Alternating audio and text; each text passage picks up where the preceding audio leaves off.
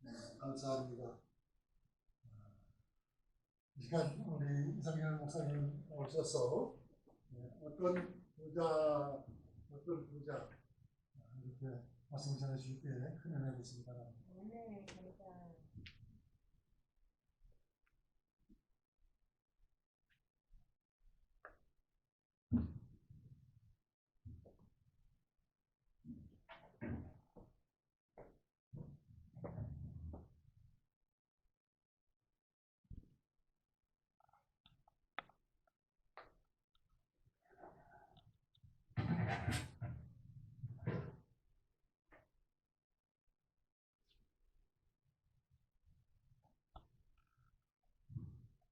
지금부터 400년 전 서기 1600년대 초에 어떤 사람이 영국에서 미국으로 이민을 옵니다. 이민을 오면서 가지고 온 재산이 통으로 700파운드 정도, 그리고 책 200권 정도가 전부였습니다. 이 사람은 미국에 도착한 후에 자기가 가져온 재산을 가지고 어떤 일을 할까 기도하면서 생각했습니다. 생각 끝에 유럽에 설립된 대부분의 대학이 그렇듯이 목회자 및 기독교 지도자를 양성하기 위해서 자기 집에서 신학교를 시작합니다. 이런 목적을 가지고 집에서 시작된 신학교가 400년이 지난 다음에는 작가가 공인하는 세계 최고의 대학으로 성장을 합니다. 바로 이 사람이 존 하버드 목사님이시고 이 대학이 하버드 대학입니다. 대부분의 이민 1세들이 그랬듯이 돈 몇백 불을 들고 미국에 이민 와서 남가주에 정착한 사람이 있었습니다. 밤낮 쉬지 않고 열심히 일했습니다. 돈을 많이 벌었습니다. 아마 몇 천만 불 정도는 된다고. 이 사람의 친구가 이 사람에게 이렇게 제안을 합니다. 자네 미국에 와서 열심히 일했지만 돈도 많이 벌어서 아메리칸 드림 운명 없으니까 이제부터는 좋은 일 좀 하자.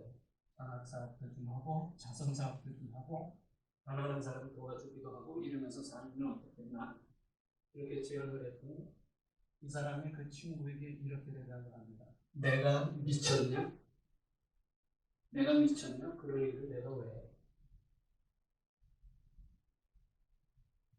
우리는 본문을 중심으로 어떤 부자에 대해서 살펴보고 있습니다. 본문의 이 부자는 현실 감각은 물론 미래에 대한 준비 감각까지 갖춘 지혜로운 사람처럼 보였습니다. 그런데 하나님은 이 부자를 어리석은 자라고 책망하셨다는 겁니다. 하나님께서 이 부자를 어리석다고 책망하신 첫 번째 이유는 하나님의 은혜로 풍성한 소출을 얻었음에도 하나님의 은혜에 대한 감사가 전혀 없었기 때문이라고 했습니다. 그래서 바울이 고린도전서 15장 10절에서 나의 나된 것은 하나님의 은혜라고 고백한 것 같이 하나님의 은혜를 기억하고 하나님의 은혜를 감사하고 하나님의 은혜에 보답하고 하나님의 은혜를 나누는 삶을 살아야 된다고 하였습니다. 자, 오늘도 이어서 하나님께서 이 부자를 어리석은 자라고 책망하신 두 번째 이유를 살펴봅니다.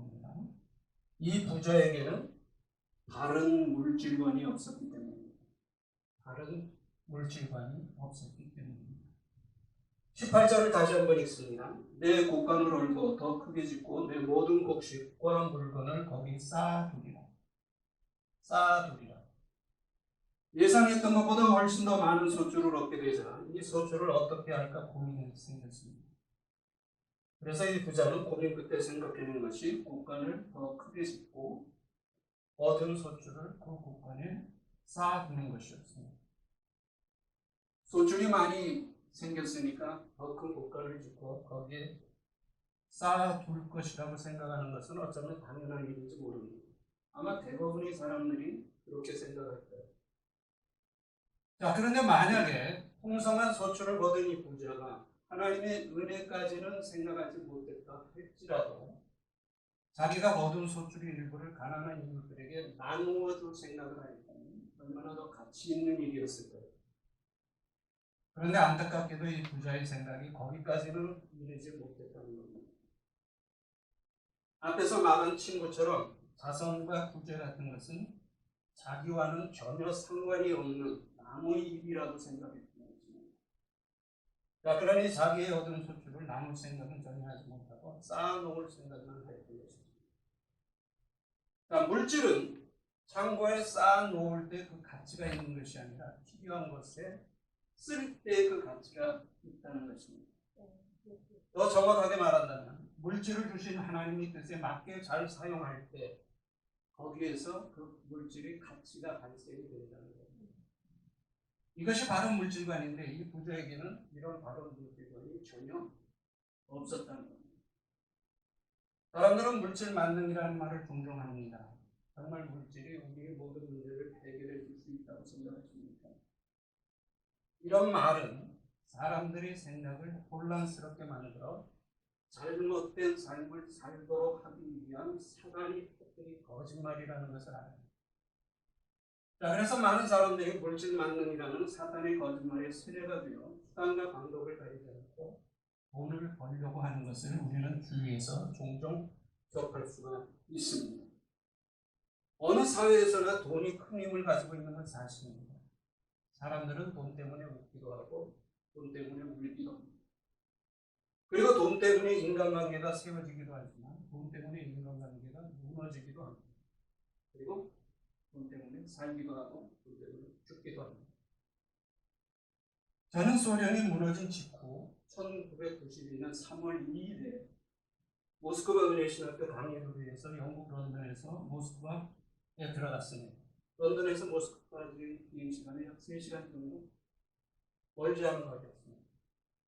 어려서부터 반공 교육을 철저하게 받아온 저는 비행기를 타고 가는 내 긴장감에 사로잡혔습니다. 그 당시 지금도 생각납니다. 얼마나 긴장했는지 몰라요. 자, 그렇지만은 다른 한편으로는 약 70년을 공산주의가 통치를 했기 때문에 도덕적인 면에서는 자본주의 사회보다 훨씬 더 깨끗할 것이라는 기대감을 가지고 들어갔습니다. 그런데 기대했던 것과는 달리 말로 표현할 수 없을 만큼 도덕적으로 부패되어진 공산주의 사회를 보면서 얼마나 충격을 받았는지 모릅니다. 물질 만능, 황금 만능이라는 말은 자본주의 사회에서만 쓰이는 말이 아닙니다. 공산주의 사회에서 돈의 힘은 자본주의 사회에서보다 훨씬 더 크다는 것을 보았습니다. 그래서 공산주의 사회는 자본주의 사회가 비교할 수 없을 정도로 부패된 계급 사회입니다. 소련에 처음 들어갔습니다. 러시아에 처음 들어갈 때 어떤 선교사님이 제게 이런 말씀을 하신 것을 기억합니다. 목사님, 러시아에서는요, 남자를 여자로, 여자를 남자로 바꾸는 것 빼놓고 돈 가지고 다 합니다.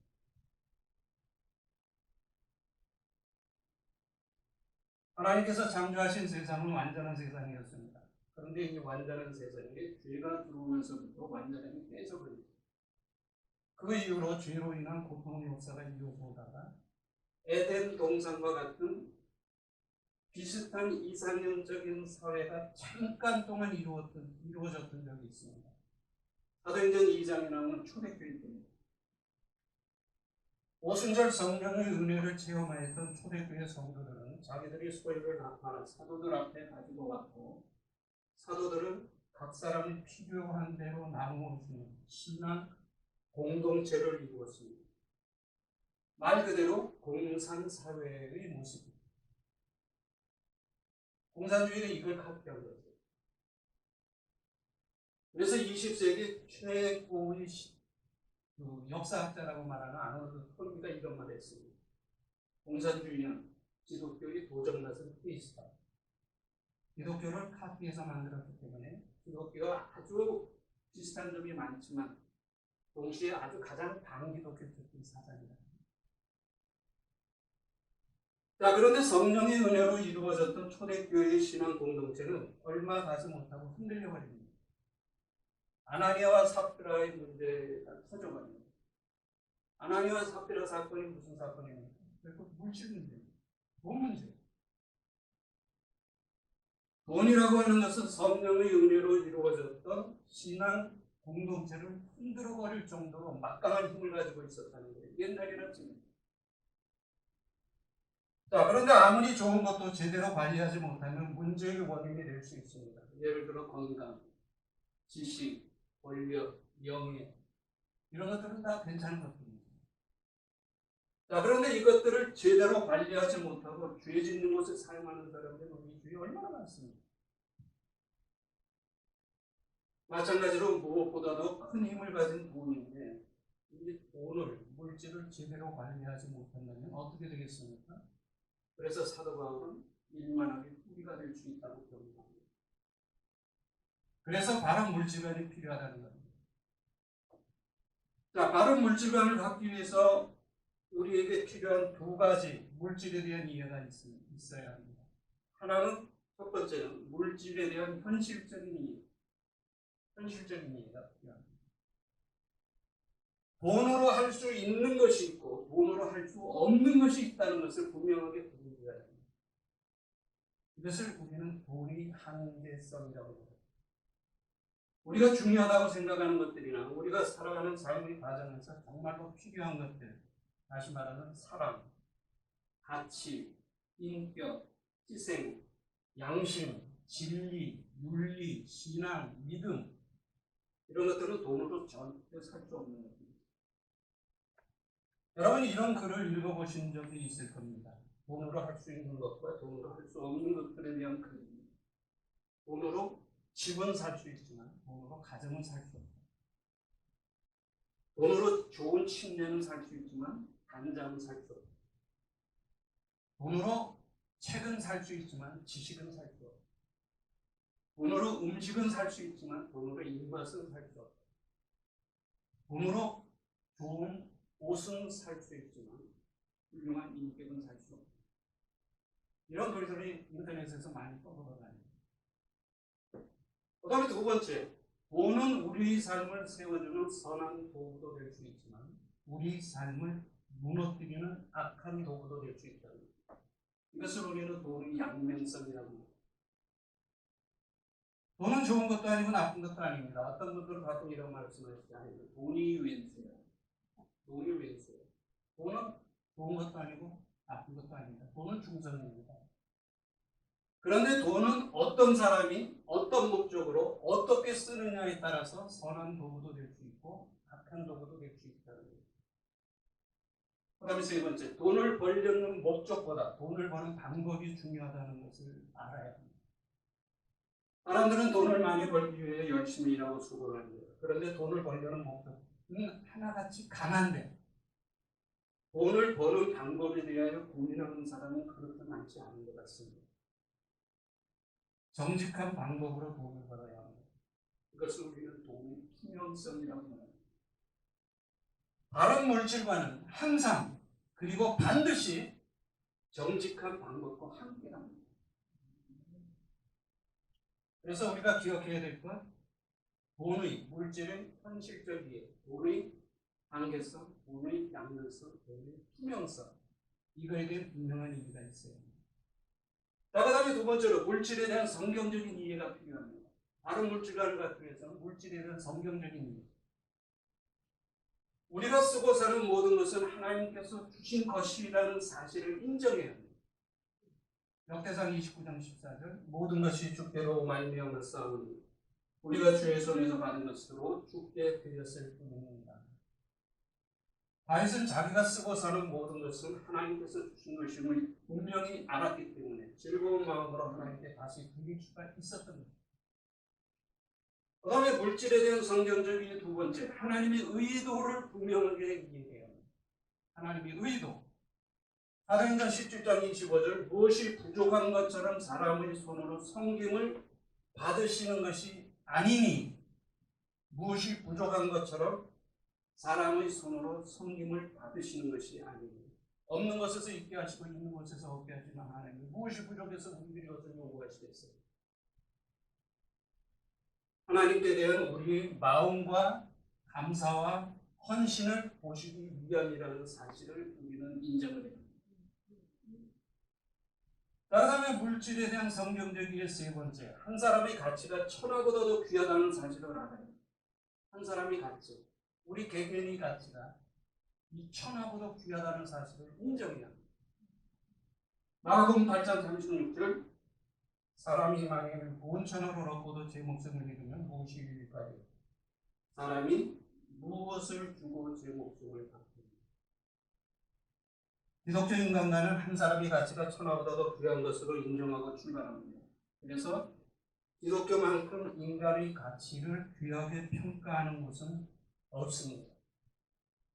그래서 기독교 국가거나 아니면 기독교의 영향을 많이 받은 나라일수록 인간의 권리, 인권을 중요하게 다루고 있다는 겁니다. 우리 구원받은 성도들에게 5가지 중요한 가치가 있습니다. 첫째 가치, 하나님의 형상대로 창조되었다는 창조 가치가 있습니다. 두 번째, 나를 위하여 예수님이 십자가에서 희생당하셨다는 구속 가치가 있습니다. 그리고 세 번째, 이 세상에서 나는 한 사람밖에 없다는 유일 가치가 있습니다. 네 번째, 하나님께서 나에게 주신 존재 목적이 있다는 사명 가치가 있습니다. 그리고 5번째, 죽으면 끝이 아니라 천국의 삶으로 연결된다는 영혼 가치가 우리에게 있습니다. 5가지 가치가 있습니다. 창조 가치, 구속 가치, 유일 가치, 사명 가치, 영혼 가치. 그중에서 제가 어디 가서 얘기할 때는 한번 이제 언급하는 것이 세 번째, 이 세상에서는 나는 한 사람밖에 없다는 유일 가치. 만약에 여러분 중에 세계에서 하나밖에 없는 물건이 있다 그러면 여러분 그거 얼마나 중요하게 다루겠어요? 아마 가볼 겁니다. 그렇죠? 남에게 보여주기조차도. 근데 우리 인간들이 어리석음이 여기서 발생한다는 거예요. 세상에서 하나밖에 없는 물건은 그렇게 소중하게 다루면서 세상에서 하나밖에 없는 자기 자신을 그렇게 소중하게 다루지 못하죠. 마음으로 말하고 마음으로 나쁜 말하고 그렇게 살지 않습니다. 솔직히. 하나밖에 없는 물건을 우리가 정말 소중하게 간수한다면 하나밖에 없는 천하보다 귀한 내 자신은 하나밖에 없는 물건보다 얼마나 더 귀하겠고 그러면 귀하게 다루어야지. 하나도 좋은 생각하고 말도 치고 안 하고 하겠지만 쉽진 않지만 그렇게 살 때 내가 천하보다 귀하다는 가치를 인정하는 모습이라고 하는 겁니다.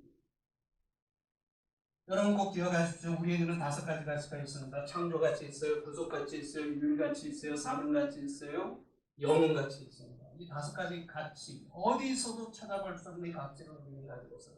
하나님께서 주신 선물.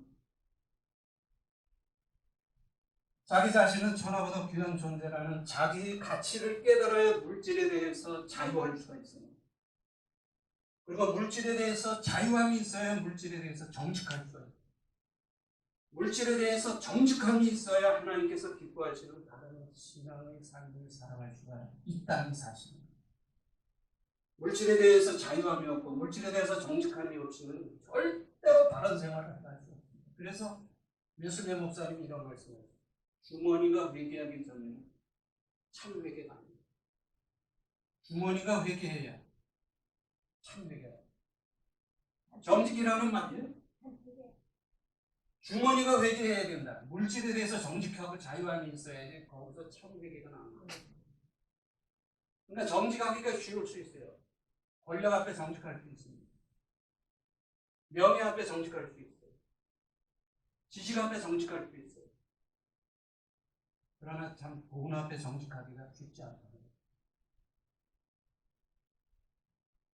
성경에서는 부자와 가난한 자를 어떻게 구분합니까? 디모데전서 6장 말씀과 같이 자족하는 마음이 있느냐 없느냐 따라서 부여합니다. 아무리 적게 가졌어도 감사하며 자족하는 마음이 있으면 부자지만 아무리 많이 가졌어도 감사하지 못하고 부족함을 느낀다면 가난한 자. 다시 말하면 부자와 가난한 자의 구분은 물질의 많고 적음으로 구분되는 것이 아니라 그 사람의 마음의 상태에 의해서 구분된다.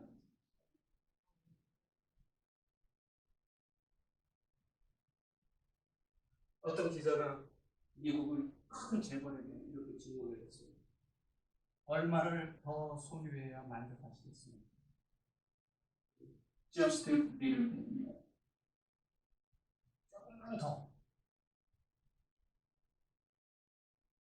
자, 그렇다고 해서 물질이 필요 없다는 것은 아니에요. 물질이 있어야 자녀들을 교육시키고 키우고 좀 더 편하게 살 수 있고요. 구제와 선교도 할 수 있습니다. 물질이 필요합니다. 그래서 우리 그리스도인들도 가능하다면 돈을 많이 벌어야 합니다. 그리고 다른 물질관을 가진 부자들, 재벌들이 많이 나와요. 자, 그리고 다른 물질관은 성도들에게만 필요한 것이 아니라 교회에도 필요합니다. 몇 년 전에 한국에서 15분 목사님이 연수차에 오셨습니다. 제게 특강을 좀 해달라고 부탁을 해와서 2시간 특강을 한 적이 있습니다. 강의를 시작하면서 이게 여기다 뭐 우리 가족 같으니까 이제 얘기를 합니다. 목사님을 앞에서 강의하는 게 쉽지 않습니다. 그래서 강의 시작하기 전에 제가 이렇게 이야기를 드렸습니다. 강의 중에 여러분의 생각과 다른 말을 제가 할지라도 저 목사는 저 문제를 저렇게 생각하는구나 이렇게 생각하시고 이해하고 넘어가 주시기 바랍니다. 그렇게 전제를 하고 강의를 시작했어요. 제가 한국에 있을 때 40년 전에, 그러니까 1980년대입니다. 비공식적인 통계이긴 하지만 한국 교회에서 강단꽃 장식가, 강단을 꽃으로 장식하는 그 돈이 1년에 한 100억에서 150억 정도 될 거라는 신문 기사를 본 기억이 있습니다. 40년 전입니다. 지금은 시간도 많이 흘렀고 교회도 늘어났고 물가도 많이 올랐으니까 어림잡아 300억 정도는 되지 않겠습니까? 만약에 한국 교회가 이 돈을 선교와 구제를 위해서 썼다면 한국 교회와 한국 사회의 관계가 어떻게 되었을까요? 제가 이렇게 말을 던졌습니다. 그랬더니 그 말이 끝나자마자 구석에 어떤 목사님이 손을 번쩍 들더니 나는 하나님께서 강단을 아름답게 장식하는 것을 기뻐하신다고 생각합니다. 완전히 항의성 발언이었어요. 동의하지 못하겠다는 거죠. 그래서 제가 그랬습니다. 목사님이 그렇게 생각하시면 그렇게 하시면 됩니다. 지금 여기서 강단꽃 장식하는 것이 좋으냐 나쁘냐를 따지자는 것이 아닙니다. 우리들은 다 목회자들이기 때문에 만약에 그것을 이런 방향에서 사용을 했다면 어떤 결과가 나왔을 것인가를 한번 생각해 보자는 것입니다. 좋다 나쁘다를 말하자는 것이죠. 그리고 넘어가는 것입니다. 여러분들이 목회자라면 어느 쪽을 선택할 수 있습니까? 1년에 300억 이상이 되는 엄청난 돈을 주일날 한 번 예배드리기 위한 하나님의 꽃값으로 지출하는 것하고 그 엄청난 300억이라고 하는 돈을 선교와 구제와 자선을 위해서 이웃을 위해서 사용하는 것하고 하나님이 어느 쪽을 더 기뻐하실 것 같습니다. 저도 그렇게 생각합니다. 저는 누가 뭐라 그래도 그 생각 변하지 않습니다.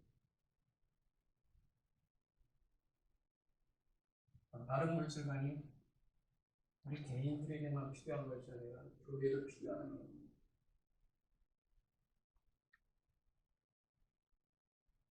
말씀을 정리하겠습니다. 이 부자는 풍성한 소출을 얻었음에도 하나님께 대한 감사만 없었을 뿐 아니라 다른 물질관까지도 없었기 때문에 하나님께 어리석다는 책망을 받았습니다. 다른 물질관을 갖기 위해서는 물질의 현실적인 이해와 성경적인 이해가 필요합니다. 첫째는 물질의 현실적인 이해 세 가지. 돈으로 할 수 있는 것도 있고 돈으로 할 수 없는 것이 있다는 돈의 한계성.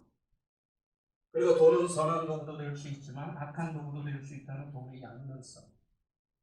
돈을 버는 목적보다 돈을 버는 방법이 중요하다는 돈의 투명성에 대한 분명한 자기 지식이 존재해요.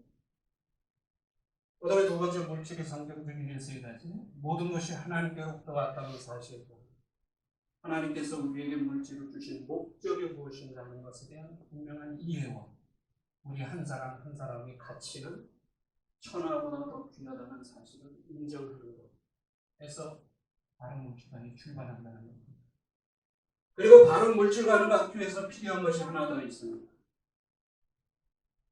물질을 우상시하는 것도 바른 신앙의 모습이 아니듯이 물질을 죄악시하는 것도 바른 신앙의 모습이 아니라는 것.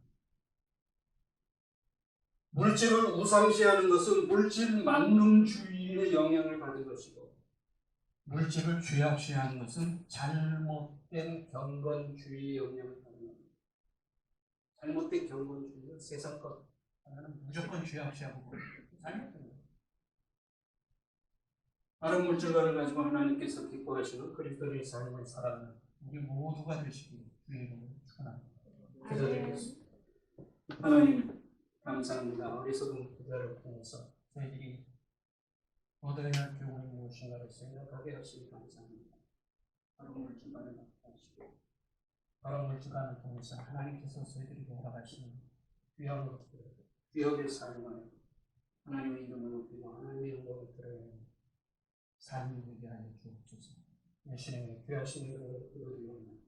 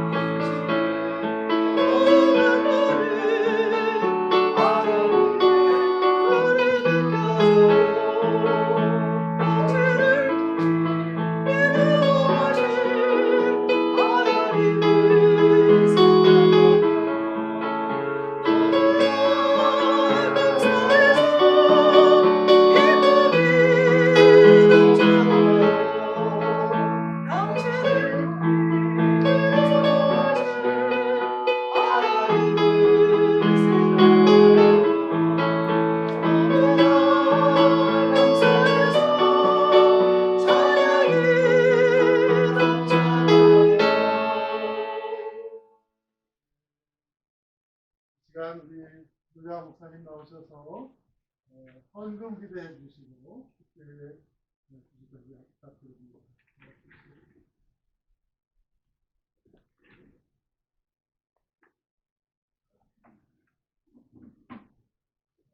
아버지께서 이끌지 아니하시면 아무도 내게 나올 수 없다 말씀하신 예수님, 이 시간 아버지께서 우리의 발걸음을 인도하셔서 거룩한 말씀을 듣게 하시고 생명 되신 말씀을 통해서 구원받게 하심을 감사합니다. 감사해서 아버지 하나님께 마음을 드리고 예물을 드리고 예배를 드리고 물질을 드리시고 주님 일일이 기억하시고 의되어 늘고 얻어 넘치도록 꼭 채워주시고 아버지 하나님 이곳에서 기도하는 식구들 가운데서 아버지 하나님 미국의 문제를 해결할 수 있는 많은 일자리 나눠주는 자들이 나오게 하시고 아버지 많은 성전 세우시는 자들도 나오게 하시고 아버지 미국을 온전히 복음화할 수 있는 아버지 하나님 영적으로 육적으로 경제적으로 큰 부자들이 많이 배출되게 하여 주옵소서. 내 이름으로 무엇을 가지면 내가 시행하리라 약속하신 예수님 이 자리에 임재하여 주셔서 우리들이 갖고 나온 수고하고 무거운 짐들 주님께서 다 해결하여 주옵소서.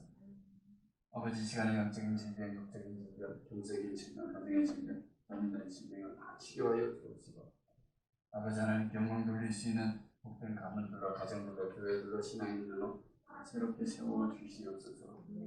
오늘 드려지는 예배, 드려지는 물질, 드려진 모든 시간들, 드려진 생명들 주님 기쁘게 받아주시고 크신 은혜로 은혜 위에 은혜로 복의 복으로 더하시옵소서. 주님 이것에서 그들에게 응답하시고 또한 그 이상으로 넘치게 채워주옵소서. 이제는 우리 주 예수 그리스도의 은혜와 하나님 아버지의 크신 사랑과 성령의 강함을 통해 역사 풍만 축복하시고 정말 주의 말씀대로 하나님께 대하여 부요한 자로 자녀가 다짐하는 우리 모든 믿음의 식구들 이들의 앞날이며 이들의 남은 생애의 자손만 되게 이제로부터 영원토록 함께 하시기를 예수 이름으로 축원하옵나이다.